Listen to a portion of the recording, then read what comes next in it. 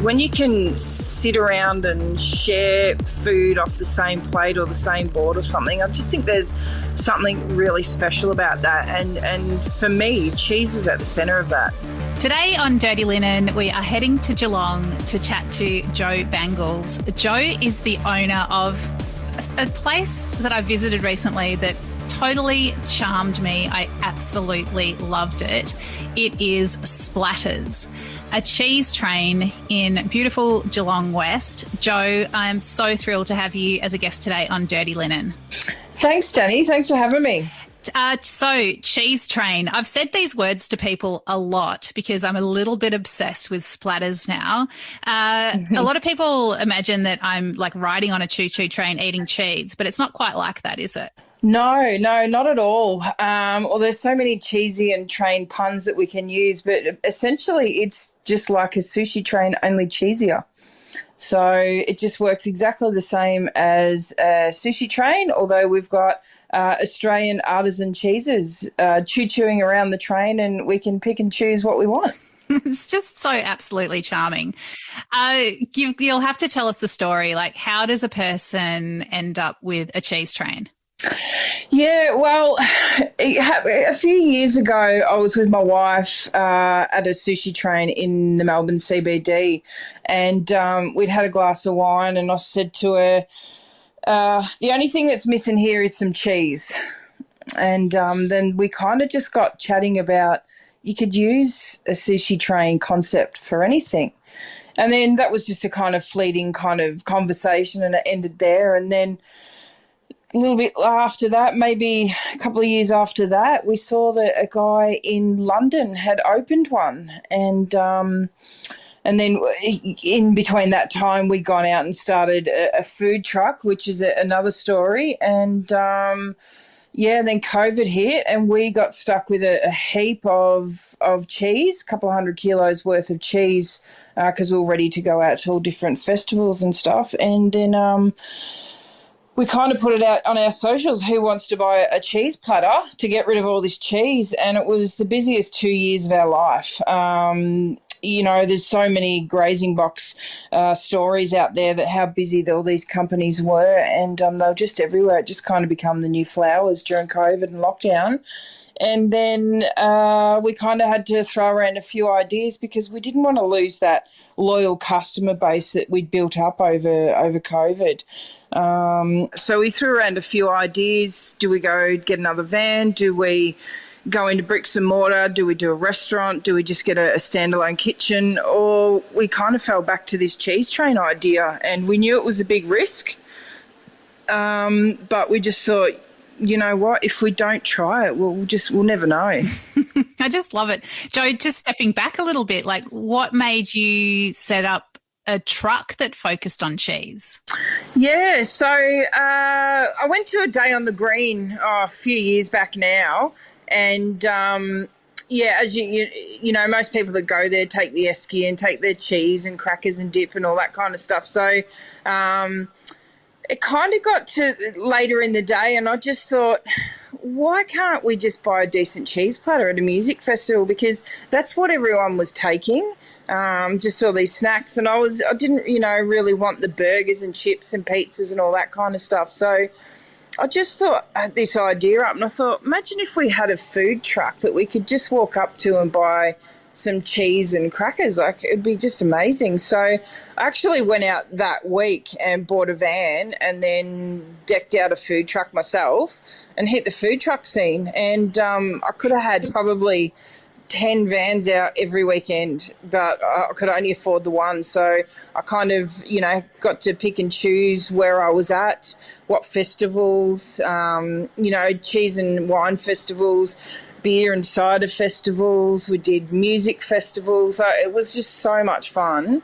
And then, of course, COVID hit, and, we got stuck with all that cheese.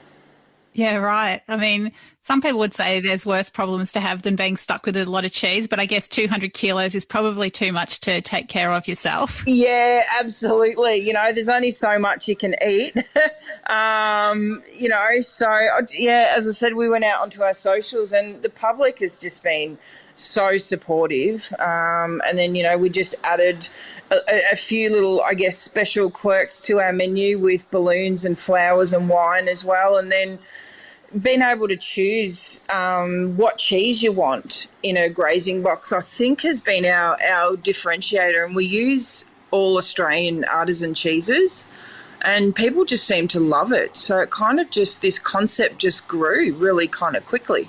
And one thing that really struck me about the cheese train, Joe, is your workers. Like, can you talk about, you know, who you choose to employ and what sort of other motives you've got in how you've built your team? Yeah, so I've been a leader in the LGBTI space for well over 12 years, running a couple of non-profit organisations. I've been very fortunate to lead Pride marches all over the world, so I'm very, very passionate about visibility. And growing up in a regional town in Geelong, when I came out in the 90s, Geelong was not a safe space. You know, I'd been the victim of violence many times, homophobic attacks, slurs, discrimination, and especially in the workplace, because I always worked in male-dominated areas and industries. So the discrimination that is faced there by just being a woman, but also a queer woman, like, just had an extra layer to it.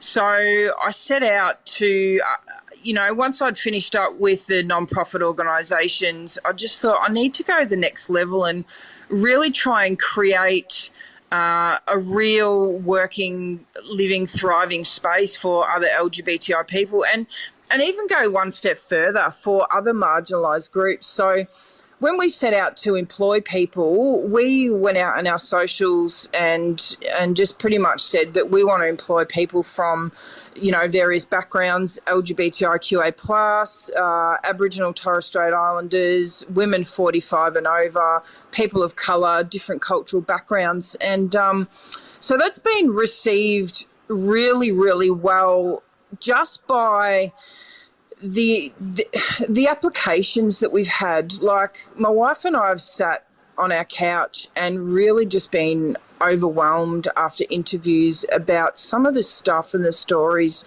that people have opened up to us about during their interviews. And it's all similar stuff that I faced 20-something years ago. So while we've come a long way, we've still got a hell of a long way to go. And so I want to really create a different way of inclusion within businesses. So what kinds of things do people experience, Joe? Oh, look, just day-to-day stuff, you know. I guess you've got to come out nearly every day when you're at work, whether it's you know, someone you work with, whether it's a boss or a colleague or customers or people that you work with, you know, outward-facing. It's just, you know, it can be as innocent as someone saying to me or anyone, oh, what does your husband do? And then you've got to kind of say, well, I don't have a husband, I have a wife. So that constant coming out can take its toll. And then, you know, there's always judgment, there's homophobic remarks, there's discrimination in ways that I guess being a woman, you're kind of held back, and especially if you're working in a male-dominated area as well. You know, I've heard reports of violence, abuse, physical violence. It's just, and people getting the sack just because of who they are, because it may not agree with, you know, the owner or the manager or the boss's own beliefs. So, I mean, it's all still there. Wow. Because, I mean, obviously that's illegal, but I suppose fighting those battles when you know, feeling, well, when you are being discriminated against and just the personal toll that must take on a person, I suppose, you know, it's understandable that people aren't necessarily going to, you know, fight for their rights. Absolutely. And, you know, from the little kind of microaggressions and stuff that happen day in, day out, it chips away at your self-esteem, and then that can affect your ability to just get out of bed and get to work. And then the flow-on effect from that, from the employer's point of view, you know, they've got a business to run and all that kind of stuff. So we really need to get the best out of our employees. And the only way that I can see that happening is just to respect people for who they are, regardless of their gender or sexual identities or religious beliefs or cultural background or, you know, colour of their skin. We just got so far to go. So what kind of difference have you seen it make for people that you've employed? Personally, what I've seen is a couple of people that younger people that have come in and had interviews with their parents because they've not had the best time at school. Now, we're talking some juniors here that have had some really severe mental health issues. And then within a couple of weeks, they've completely come right out of their shell and has been an absolute superstar, you know. And these young people have been employed with us, you know, as a glassy or a dishy or something, you know, fairly simple like that to introduce them to the hospitality industry. But now within 6 weeks, they're preparing food, they're talking to customers, they're just really, really switched on. And to see that growth in such a short amount of time, I'm really excited to see where they're going to be in 12 months' time or 2 years, you know, and later on down the track, if they're showing that growth already. So that's really super exciting for me. Oh, that just, I've got shivers. Like, it's amazing to see such a speedy transformation. It's just, you just have so much, I mean, we all have so much power to turn someone's like day around and life around, don't we? Oh, absolutely. Yeah. And, you know, like we've got older women working here. One of our employees just spent the last 2 years as a nurse on the COVID ward and is completely burnt out.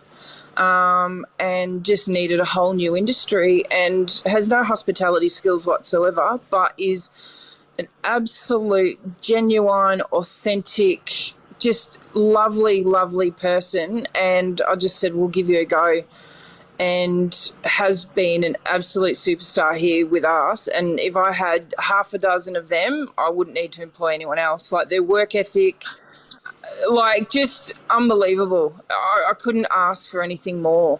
Everyone that we've employed here, no one has had any hospitality experience at all, because we can teach that stuff. We just want people that want to give it a go, that, you know, and we can teach all that other stuff. I love it. It's so empowering. Jo, we talked a little while ago and you mentioned some of the challenges that you had getting the shop fitted out and ready to roll. Can you talk about some of those experiences? Yeah, absolutely. So when we took this building over, it was an absolute dive, and we knew that it was going to take a lot of work. And my wife's just like, what are we doing? Like, I can't see your vision. And when I walked in, it just felt like home to me. It was an old chemist, had all false ceilings and asbestos and you name it. It was just, yeah, it was in pretty poor shape. And, so we got the initial demolition done and that was it. And then it took probably 10 months for the council to get permits. So it just sat here dormant because we couldn't do any work to it without building permits and all that kind of stuff. So there was a lot of initial red tape before we could start any work. So, and then, you know, just finding tradespeople was the hardest part. In Geelong was really, really tricky, and then even trying to find tradies from Melbourne was even kind of harder because we'd book them in and they'd be saying, oh, yeah, we'll be there Monday, and then Monday would come and they'd say, no, we'll be there Tuesday, and Tuesday become, you know, like Tuesday afternoon, no, sorry, it's next week. And so there was a lot of work that I actually had to get in and do myself. So I restored the ceilings with a good mate of mine, you know, hired scaffold, and someone who's afraid of heights like I am, to get up in those scaffolds was so scary for me, to the point where I was nauseous. but I had to do it, like you just got no choice. You just got to get in and do it. When you're paying massive amount of rent per month and you're kind of on a time frame, you kind of backed against the wall. And when people just don't show up, like it's just shit, I just don't see any integrity in a lot of these tradies. So, and then when we did get tradies, we were absolutely blatantly ripped off. Like we had a couple of guys that just overcharged us, and when I challenged them, they got really aggressive, sending threatening text messages, and I had to block them. They were threatening VCAT and all this kind of stuff, and I just thought, you know what, I'm going to stand my ground. And so I did, and, we come to an agreement, and, I paid a little bit, but I wasn't paying what they said I should pay. And, one guy said to me, he goes, don't worry, I'll make it up on someone else's bill. That's a bad feeling, isn't it? Oh, and, you kind of jump to that kind of cliche thought about these vulnerable older women that call a tradie in for, a small job, and they just get ripped off. So it made me feel sick. Do you put that in a similar dynamic to the other discrimination that you've talked about? Look, I probably would, because when I was talking to like my brother and my uncle about it, like they all got fired up, and they're like, "Oh, let me talk to him," and all that. And I thought, you know what? I don't need a man to fight my battles. I can stand my own ground. And I did, and in both times I come through and I won both times. But yeah, I absolutely would, because I honestly believe that if I was a guy, that there would be no way that these tradies would blatantly rip me off like that. And we're not talking a couple of $100. Like, I was overcharged between the two tradies, probably nearly $5,000. So, it's not small coin. Like, that's enough to, do some more serious work on my venue. So, yeah, just the integrity of that building industry just shocked me. I couldn't believe it. And I don't know if I'd want to do it again, to be honest with you. I was just gobsmacked by just their blatant dishonesty. Jo, how do you decide which cheeses and what accompaniments to go with them? Because as each cheese comes around on the train, it's got its own special little, other taste to go with it. How does that all get pulled together? Basically, I sit around with a couple of friends and we eat cheese and we taste different things, and we go, what does that taste better with, and what's this taste better with? And we just pretty much just have a bit of a tasting session and make it up ourselves, really. We just get a whole heap of stuff and a group of friends and try it. It's the only way you can do it, because everyone's palate's different, right? So you kind of go with like a majority rules kind of thing, and go from there. So my friends love it. Sounds like the best research job in the world. Oh, my friends love it. It's like, all right, I need some taste testers, and yeah, they all come over really fast. And what is it that you love so much about cheese? Well, it's interesting.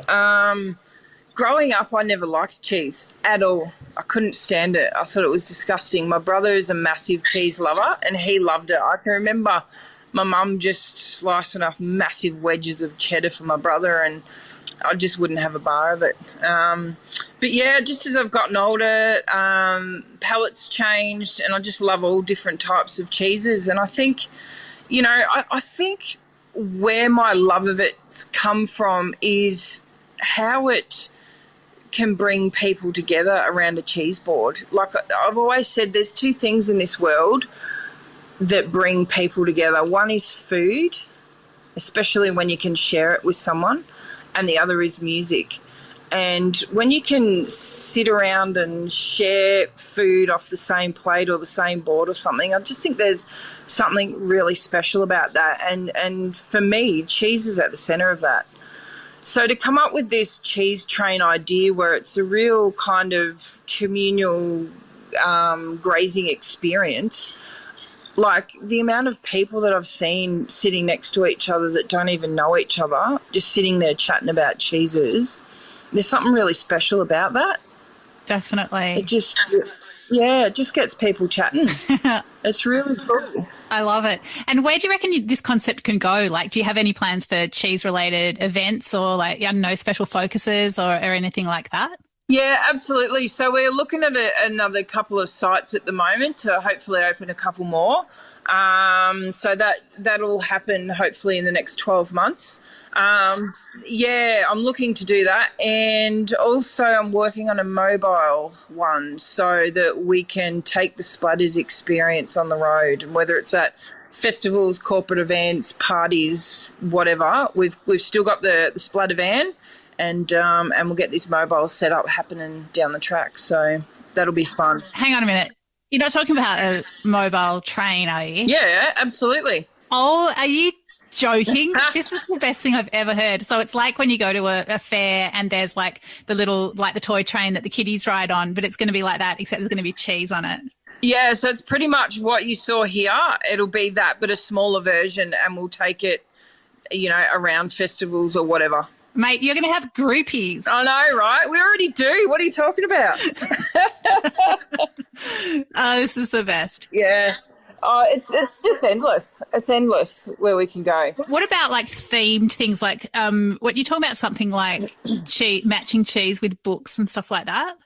Yeah, so we had a dessert night last week as well, which I gave 4 cheeses to our Geelong's dessert king, Mark Butcher. So I gave him 4 cheeses and I said, I need you to make desserts out of this. So we had a dessert night. So you get the cheese as it is, as you know it, and then you'll get a dessert made from that cheese. So we had some really, really cool stuff like Maffra cheddar custard and a brie truffle pasty and like lemon verbena cream and all this really kind of cool stuff, and a lemon myrtle chocolate fudge, feta fudge and all that. So that was really cool. But you've probably heard of cheese and wine flights.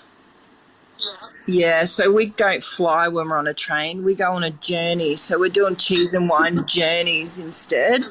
Yeah, so we've got one coming up on the 16th of March with Lyra Park Estate. So that'll be 5 cheeses and 5 wines. But then, yeah, we're going to pair cheese to comedians. We're going to pair cheese to books. So we're talking with the library and a book store for a book club, so we can pair cheeses. You might read a beautiful Italian romance novel that can be paired with a creamy gorgonzola or something like that. So, yeah, we're going to do some fun stuff like that. We're going to do coffee and cheese mornings. Yeah, I mean, everyone just thinks cheese and wine, but you can pair cheese to anything, really. I'm so up for all of that. I just love it. It's like everything that you're saying, it goes more and more to, your notion that food and especially cheese can bring people together. It's just cutting across all kinds of, different arenas and social milieus and notions. I just absolutely love it. Jo, it's just been a real pleasure and privilege to chat to you and learn more about Splatters. Is there anything else that you'd like to say?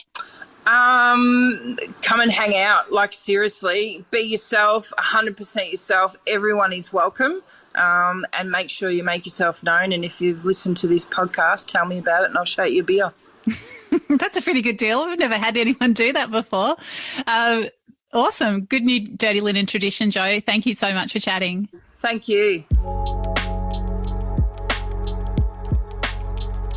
This is Dirty Linen and I'm Dani Valent.